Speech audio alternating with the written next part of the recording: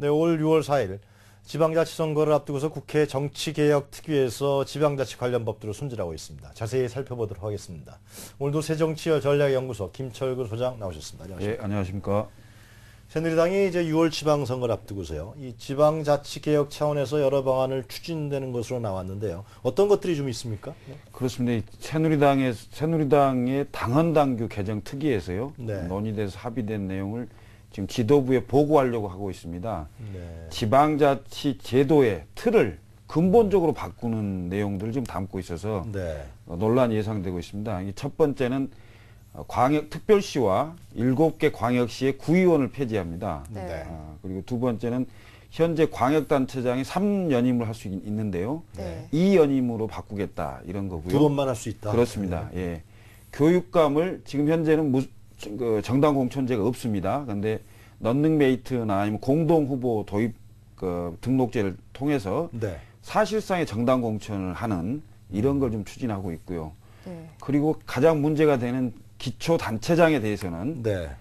현행대로 공천제를 유지하려고 하는 그런 방향으로 지금 당헌당규 개정 특위에서 네. 합의된 내용입니다. 이게 지금 새누리당의 당론으로 확정된 것은 아닙니다. 네. 네. 논란이 예상되는 상황이어서 새누리당이 조금은 주춤거리는 상황입니다. 현재는. 네, 그럼 이제 새누리당이 추진하고 있는 지방자치제도 개선안에 대해서 이제 하나씩 살펴보도록 네, 하겠습니다. 네. 먼저 특별시와 광역시의 구의회를 폐지하겠다. 그렇죠? 당헌당규 개정 특위에서 지금 특별시와 광역시의 네. 자치구가 있지 않습니까? 자치구에 구의원을 선출해서 구의회를 구성하고 있는데요. 동대문구, 영등포. 그렇습니다. 네. 서울시 같은 경우는 그렇고요. 네. 부산광역시, 광주광역시, 대전광역시 이런 광역시의 구의회도 폐지하겠다 이런 네. 겁니다. 그럼 폐지를 하게 되면 대안으로 현재 서울시의원의 숫자를 대폭 늘리는 거죠. 그리고 광역시의 시의원들을 대폭 늘려서 네. 광역자치단체, 그러니까 서울시와 네. 그다음에 자치구, 예를 들면 동대문구, 서대문구 이런 구청의 행정감사를 동시에 할 수 있도록 하겠다 이런 취지거든요. 네. 지금 제주도 같은 경우에 네. 제주특별자치도는 도지사와 도의원만 선출하고 있습니다. 그래서 제주도는 제주시의원과 시장은 선출하지 않습니다.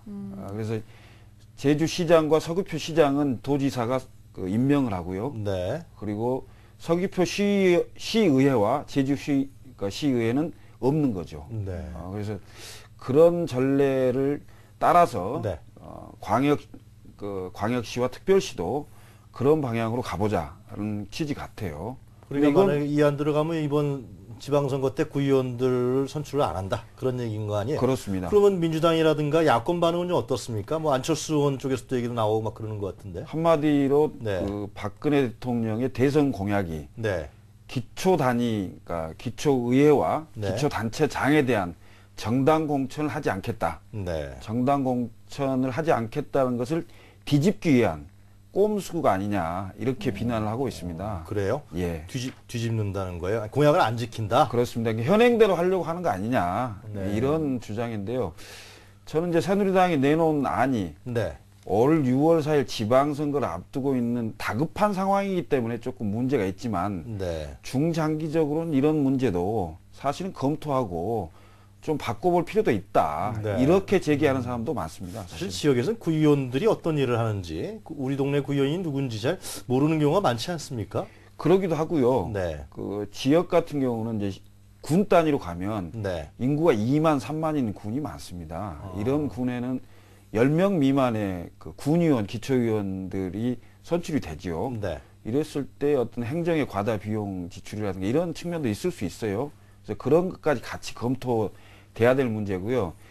아울러서 조금 더 중장기적으로 간다면은 이미 김영삼 정부 때 행정구역 개편이 논의가 된 적이 있어요. 네. 그리고 우리나라 현재 행정구역을 63개에서 65개 정도로 나누는 이런 계획안도 있는데요. 그 행정구역 개편까지도 같이 검토돼야 될 네, 내용이다 이렇게 그렇군요. 생각하고 예. 있습니다. 예. 네, 이제 구의회 폐지의 이제 검토에 의해서 이제 광역단체장 3연임을 2연임으로 이제 2번 네. 연속으로 해서 이제 위임할 수 있는 제한을 개편안도 있습니다. 현재 이게 지방자치법에 의하면은 3번 연임할 수 있습니다. 네. 예, 광역단체장도 그렇고요. 기초단체장도 3번 연임할 수 있는데 이번 선거에 그러니까 기초 또는 광역단체장 3연임을 2연임으로 다 바꾸되 이번 선거에 한해서는 광역단체장 먼저 실시를 해보자. 이런 게 제안입니다. 서울시장, 뭐 인천 그렇습니다. 시장, 예, 뭐 공기도지사. 예. 예. 그 새누리당의 제안은 그렇습니다. 근데 네. 이것 또한 그 일리 있는 의견이라고 봅니다. 왜냐하면 10년을 넘게 할 경우에 네.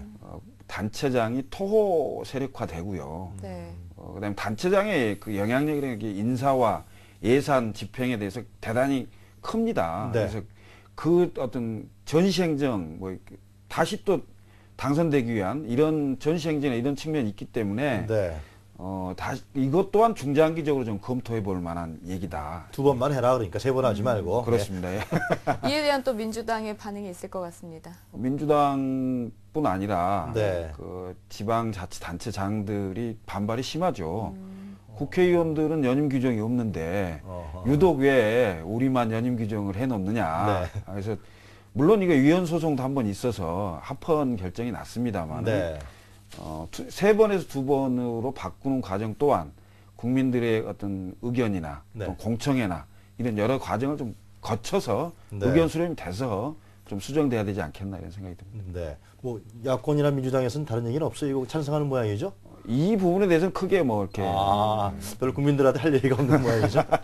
그리고 아까 처음에 말씀하신 교육감. 네. 교육감의 러닝메이트제, 또 공동 네. 후보 등록제. 이거 네. 교육감도 정당 공천하자 그런 얘기 아니겠어요? 사실상 그런 의미인데요. 네. 지금 야권은 반대를 하죠. 반대를 하는데 지금 현실을 좀 따져볼 필요가 있습니다. 네. 서울시장과 서울시 교육감이 선거구가 같습니다. 선거 구민도 같습니다. 아, 네. 그렇지만 서울시장은 현재 정당이 공천을 해서 네. 정당 대결로 시장을 선출하지만 교육감은 사실상 개인이 네. 선거를 치르고 개인이 선거 자금을 다 조달을 해야 되는 상황입니다. 네. 선거 비용도 같습니다. 시장과 교육감이. 네. 그런 상황이기 때문에 저희가 뭐 익히 압니다만은 교육감들이 검찰과 경찰의 수사를 많이 받았어요. 그 이유가 대부분의 교육감이 후보가 난립을 합니다. 네. 그럼 난립하면 후보가 최종 조정되는 과정을 거치죠. 그러니까 이름하여 단일화 과정인데요. 거기에서 뭐 후보 매순위 뭐 서로 담합을 했느니 이런 내용도 많이 나오고요. 네. 현실적으로 지난번 그 선출된 교육감들이 거의 절반 이상이 검찰과 경찰의 조사를 받았어요. 일례로 서울 교육감도 재보궐 선거를 한 거 아닙니까? 네. 이런 좀 현실적 부작용을 어떻게 그러면 좀 보완하고 바꿔볼 것인가 이런 차원에서 나온 새누리당의 안인데요. 이것 또한 중장기적으로 굉장히 검토해 볼 수 있는 안이다. 그러나 이제 그 민주당이라든가 교육계에서는 이런 부분은 정치적 중립성을 훼손시킬 수 있다. 교육감이 정당 공천을 받게 되면은 그렇게 되는 거 아니냐는 그 반론도 상당히 있는 것 같은데요. 그런 점도 있습니다. 그럼 네. 대통령은 정책 중립을 지켜야 되는 거 아닙니까? 네. 그 대통령 선거도 여전히 정당 공천으로 하는 거고요. 교육감이 임무와 역할을 어떻게 하느냐의 문제인 거지 선출 과정에 네. 정당이 공천을 한다고 해서 굳이 꼭 민주당 색깔의 예를 들면 교육, 네. 새누리당 색깔의 교육 이렇게 되지는 않을 것이다. 이런 생각을 좀 해봅니다. 네, 그렇군요. 네, 이제 새누리당이 추진하는 지방자치제도 개선안에 대해서 살펴보고 있습니다. 이제 대표적인 방안 중에 마지막 한 가지 사안이 기초단체장 공천제입니다. 어떤 내용인지 좀 설명을 해주시죠. 지금 현재는 공천제도를 하고 있죠. 기초단체장은 게 시장, 군수, 구청장을 말합니다. 정당에서 그러니까 공천을 한다. 공천을 하고 있습니다. 예. 근데 이게 지금 지난 대통령 선거의 대표적인 공약입니다. 지방자치 관련 공약입니다. 대통령으로 당선되신 우리 박근혜 대통령 공약이기도 하고요. 네. 떨어진 문재인 후보의 공약이기도 하고요. 공천을 안 하겠다. 그렇습니다. 네. 안철수 후보의 공약이기도 했습니다. 네. 그래서 기초단체장, 그러니까 서울로 말하면 구청장과 구의원을 공천하지 않는 겁니다. 네.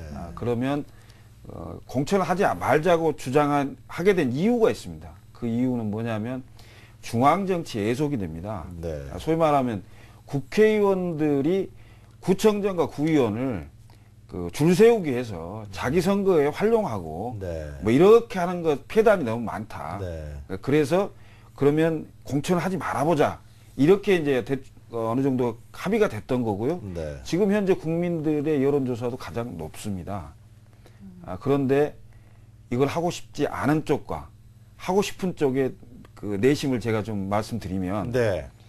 서울이 지금 25개입니다. 네. 그리고 경기가 31개, 그리고 인천이 10개인데요. 수도권이 66개의 그 단체장 중에 현재 야권이 50개의 단체장을 갖고 있습니다. 네. 민주당하고 야권이. 근데 민주당은 현역 단체장이 훨씬 유리한 구도이기 때문에 공천을 하지 않으면 그 소위 말하는 2010년도에 선출된 분들이 다시 될 가능성이 높기 때문에 네. 공천제를 하지 말자는 거고요. 네. 새누리당은 바꿔야 하기 때문에 현재의 새누리당 지지도가 높지 않습니까? 바꿔야 하기 때문에 공천을 해야 된다. 네. 이런 주장이 맞부딪히고 있습니다. 그렇습니다. 상당히 좀 정략적인 판단이 좀 많이 있다라는 얘기인데 그렇습니다. 예. 이 지방자치에 대한 풀뿌리 민주주의 그리고 네. 정당 정치의 중요성 이런 거 입각해서 한번 정치개혁티에서 잘 얘기가 논의됐으면 좋겠다. 그런 생각이 그렇습니다. 듭니다. 예. 네, 김철근 소장님 함께했습니다. 감사합니다. 예.